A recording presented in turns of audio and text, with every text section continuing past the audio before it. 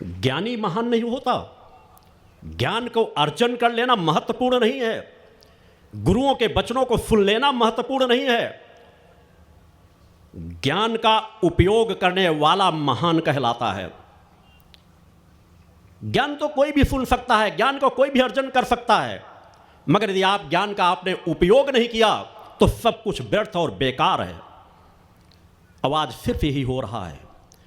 आप में अधिकांश लोगों को ज्ञान तो है मगर उस ज्ञान का उपयोग नहीं हो रहा। एक से कर्मकांडी है, एक से ज्ञानी है, वेदों शास्त्रों उपनिषदों को कीड़ों के समान नोच करके अपने अंदर पी डाला है। किसी क्षेत्र में उनसे बात करो, एक एक क्षेत्र में धारा प्रवाह बताते चले जाएंगे। यहां ये लिखा, इस वेदों में ये लिखा, इन शास्त्रों में ये लिखा, ये उपनिषदों में ये लिखा हुआ है। हमारे देश में ज्ञानियों की कमी नहीं है, मगर इतना ज्ञान अर्जित करने के बाद भी वह भटक क्यों रहे हैं? इसलिए उन्होंने कर्म पथ का चयन नहीं किया, ज्ञान का उपयोग नहीं किया, और जब तक ज्ञान का उपयोग नहीं किया जाता तब तक वह सब कुछ व्यर्थ कहलाता है। अतः पुनः आवश्यकता है कि हम इस भारत भूमि में एक भक्ति काल लाएं, चेतना का काल लाएं। आज पुनः मानवता को जगाया जाए, उसे झकझोरा जाए। आज पुनः आपका धर्म, यह मानवता और यह भारत भूमि पुनः पुकार रही है उन बलिदानी शिष्यों को, उन बलिदानी चेतनाओं को कि आओ एक बार आगे बढ़ो। वास्तव में अगर तुम धर्म की रक्षा करना चाहते हो, वास्तव में तुम यदि मानवता की रक्षा करना चाहते हो, वास्तव में तुम यदि राष्ट्र की रक्षा करना चाहते हो, तो एक बार त्याग की भावना लेकर के मां के ध्वज के तले आ जाओ, मां के ध्वज को थाम लो, संकल्पबद्ध हो जाओ कि तुम नफे मांस से मुक्त चरित्रवान जीवन जियोगे। धर्म यही है। बड़े बड़े ग्रंथों को पढ़ लेना, नित्य रामायण का पाठ करना, नित्य दुर्गा सप्तशती का पाठ करना, यह उतना महत्वपूर्ण नहीं है।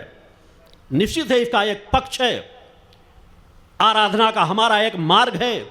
नित्य स्तुति करो, वंदन करो, आप जिस जिसको मानते हो, मगर इसके बाद यदि आपने अपने जीवन को भटकाव के मार्ग में डाल रखा तो न तो आपकी कामनाओं समस्याओं का समाधान होगा, न तुम अपने किसी भी इष्ट को, जिस देवी देवता को मानते हो, वास्तव में उनके सच्चे भक्त कहला पाओगे। आवश्यकता है फिर समाज एक बार साधक बने, तपस्वी बने, त्यागी बने, बलिदानी बने। इसकी आज पुनः आवश्यकता आ गई है। माता आदि सज्जनी जगदम्बा, करुणामयी, ममतामयी, वात्सलमयी, जिनकी चेतना तरंगे कण कण में व्याप्त है, हमारे अंश अंश में, हमारे रग रग में, और बाहर हम जो कुछ भी देख रहे हैं, जड़ चेतन जीव जो कुछ भी हमें नजर आता है, सब जगह मां की ईश्वरी शक्ति, ईश्वरी चेतना व्याप्त है। और इस ईश्वरी चेतना के बीच परम सत्ता की सबसे सुंदर कृति मानव है, नर और नारी हैं। और आज यह सबसे सुंदर कृति अपने कर्तव्य से विमुख हो चुकी है। अतः पुनः आवश्यकता है कि वास्तव में तुम यदि अपने घरों में खुशियां लाना चाहते हो, वास्तव में तुम धार्मिक बनना चाहते हो, वास्तव में तुम भक्त बनना चाहते हो, वास्तव में तुम किसी गुरु के शिष्य बनना चाहते हो, तो तुम्हें पुनः आवश्यकता है कि अपने आप को कर्मवान बनाओ, एक साधक बनाओ, एक तपस्वी बनाओ, अपने अंदर की इंसानियत को जागृत करो, मूल को पकड़ो। भौतिक धन संपदा आपके पीछे पीछे दौड़ेगी, उसके पीछे दौड़ना बंद कर दो। सहज भाव से कहा जाता है कि तवे में यदि रोटी को पलटा ना जाए तो जलना शुरू कर देती है, पान को यदि पलटा ना जाए तो पान सड़ने लग जाता है, विद्या का यदि उपयोग ना किया जाए तो वह भूलने लगती है। उसी प्रकार भक्तों, आपके अंदर एक मन सशक्त अस्त्र है।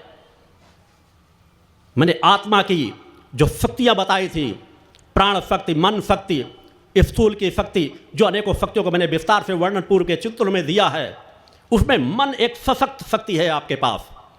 उस मन को पलटना शुरू कर दो। आपका मन हजारों हजारों वर्षों से परंपरागत एक पतन के मार्ग में जा चुका है। वह अनित्य अन्याय अधर्म को सहज भाव से स्वीकार कर चुका है। तुम उसे पलटना नहीं चाहते हो। वह अधर्म की ओर ही बढ़ रहा है, वह अधर्म की ओर ही देख रहा है। उसे पलट दो, उसे धर्म की ओर बढ़ाना शुरू कर दो।